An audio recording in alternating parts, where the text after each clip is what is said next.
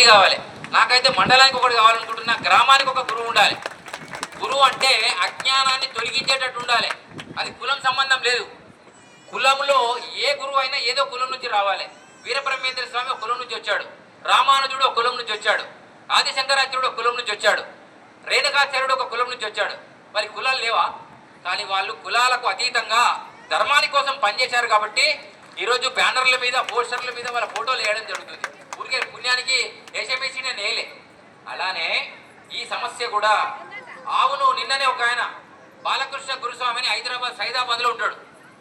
ఆయనకి వెనుక వీపులో ఆపరేషన్ అయింది. నువ్వు చచ్చిపోతావు, నీకు నడుము పని చేయదని చెప్పారు 20 సంవత్సరాల కింద డాక్టరు. కానీ మొండిగా కాశ్మీర్ నుంచి కన్యాకుమారి వరకు పాదయాత్ర ఒక ఆవును పట్టుకొని 5000 కిలోమీటర్లు ఎండ వాన చలి అనకుండా తిరిగేసి నిన్ననే వచ్చిండు సైదాబాద్కి. స్వామి నా పేరు కూడా కాలజ్ఞానంలో ఉందా అని అడిగాడు. ఎందుకంటే నేను కాలజ్ఞానం చెప్తా కాబట్టి. ఎంత నేను చెప్పిన నీ పేరు కాదు, నరేంద్ర మోడీ పేరుతో పాటు నీ పేరు కూడా ఉందా అని చెప్పిన. అరే నా పేరు ఉందా అంటే, నీ పేరు కాదు మీ ఊరి పేరు కూడా ఉందంటే అలా నువ్వు ఉన్నట్టే కదా అన్న. 5000 మీద 10 నొక్క అవనీంద్రుడు దివికేనుమా, సైదపేటలో నసాయేబులందరూ సమరంబున సమసేరుమా. మీకు అర్థం కాకపోతే మళ్ళా చెప్తా. 5000 మీద 10 నొక్క అవనీంద్రుడు దివికేనుమా, సైదపేటలో నసాయేబులందరూ సమరంబున సమసేరుమా. అర్థం చెప్తా వినండి. 5012 అంటే 2012 అంటే నందననామ సంవత్సరం వచ్చింది. నందననామ సంవత్సరంలో నరేంద్ర మోడీ గారు అప్పటికే 3 సార్లు ముఖ్యమంత్రి అయ్యాడు గుజరాత్కి. బాగా చూస్తుండే మీ బీజేపీ లీడర్ చూసుకోరు ఈయన కూడా అదే. అయితే ఆ 12లో నరేంద్ర మోడీ గారు నేను ప్రధానమంత్రిగా పోటీ చేస్తానంటే ఎల్కే అద్వానీ గారు ఎంత పెద్ద మనిషి ఇట్లనే ఉంటాడు, ఆయన కూడా ఎల్కే అద్వానీ. నాకు తెలియకుండా నువ్వు ప్రధానమంత్రి అడితే ఎట్లా అని ఆయన అడిగాడు.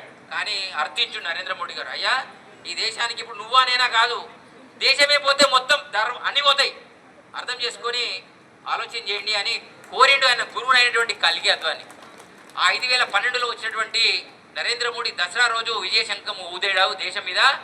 ఆయన ఇప్పుడు 10వ సంవత్సరం దాటి 12వ సంవత్సరాలకు అడుగుపెట్టిండు.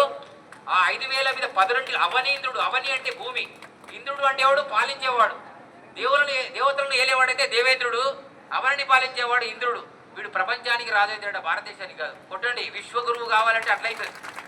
అవనీంద్రుడు దివికేగన్. సైదాపేట అంటే సిద్దిపేట కావచ్చు, సైదాపేట కావచ్చు, మహబూబ్ నగర్ కావచ్చు, ఇస్నాపూర్ కావచ్చు, కరీంనగర్ కావచ్చు, నిజామాబాద్ కావచ్చు, ఆదిలాబాద్, ఇవన్నీ సైదాబాదులే.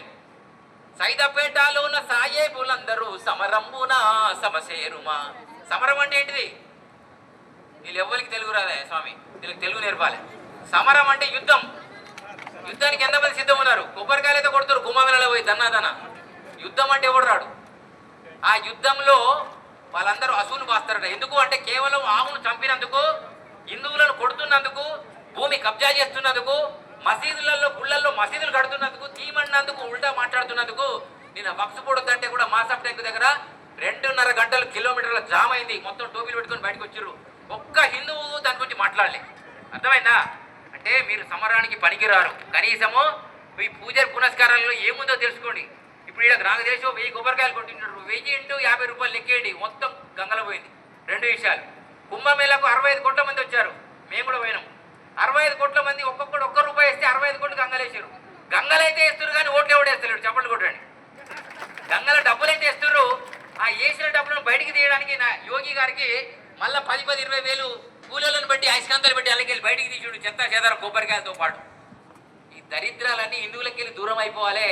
దైవానికి మీరు దగ్గర కావాలంటే ధర్మం ఏందో గట్టిగా తెలుసుకోవాలనేటువంటి ఉద్దేశంతో మీరు చూసే ఛానళ్ళు అట్లనే చూడాలి, మీరు మాట్లాడే గురువులు అట్లనే ఉండాలి, మీ పూజా పునస్కారాలు కూడా అట్లనే ఉండాలి. కేవలం వేషాలతో కూడినటువంటి వాసన అవసరం లేదు అని వారు తాపత్రయపడుతున్నారు.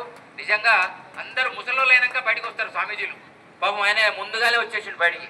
ముసలోడు అయిపోయే వరకు అలా మీరు ముసలోళ్ళు అయిపోతారు, గుర్తుపెట్టుకోండి. ఆయన ముసలోడు అయిపోయే వరకు మీరు అందరూ ముసలోళ్ళు అయిపోతారు. అప్పుడు ఆలోచన వస్తుంది, నవతరానికి మీరు తెలియజేయాలి. ఇకపోతే నాకు సమయం 2 నిమిషాలు ఇచ్చారు. సంస్కృతానికి అర్థపదం ఉంటుంది. తాడి చెట్టు పైకి తాబేలు ఎత్తది అన్నాడు కాలజ్ఞంలో. అంటే ముక్కుపోగు, కనకదుర్గమ్మ ముక్కుపోగు నీళ్ళు వస్తే హైదరాబాద్ ఉండదు, మహబూబ్ నగర్ ఉండదు, అన్ని నీళ్ళు వస్తాయి. అంటే అక్కడ పట్టేటువంటి సెక్రటరేట్ ఉండదు, మన సెక్రటరేట్ కూడా ఉండదు.